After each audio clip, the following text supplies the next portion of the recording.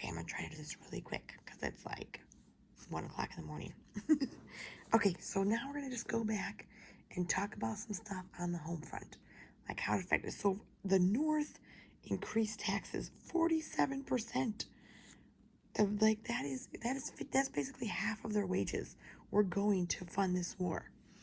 The other thing, they had war bonds, which is when you purchase a bond, you purchase something and they say this money is going to go to the war and eventually we will pay you back with interest since you helped finance the war. They also got some banks to purchase some bonds. The Confederacy had a lot of money issues there. So this is like what's going on, in the home front. They have a draft on both sides. A draft is when basically they say if you are a male, they had 18 to 45. A white male, 18 to 45, which I feel like means that like Steve could still have been drafted. I feel like 845 is a very old age to draft. But anyways, 18 to 45, every eligible man had to go fight for the war. I think it was 20 to 45 in the Union and 18 to 45 in the South. And so then obviously that affected everybody at home. You've got the men who are the main providers having to go off to war. The women are taking charge of a lot of things. We consider the Civil War the first modern war because they had cannons with rifle bores, bombs, dugout trenches were used. They had those ironclad ships. Do you know what those were called? The Merrimack and the Monitor.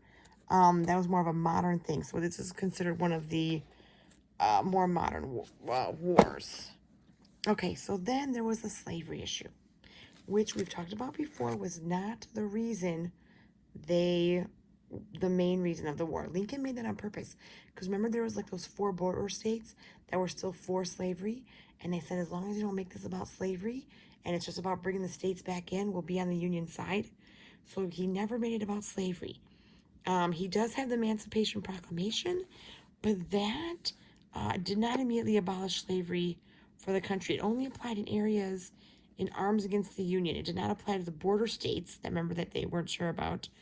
Only as Union troops conquered various portions of the South was the proclamation put into force. So it wasn't even for those official states. Once they took over a state in the South, then they would say the slaves in the states are free.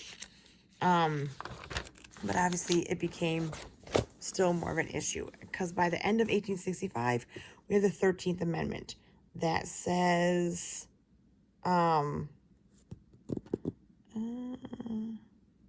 it says slaves. There's no slaves. We can't have slaves. Sorry, that's what the 13th Amendment says.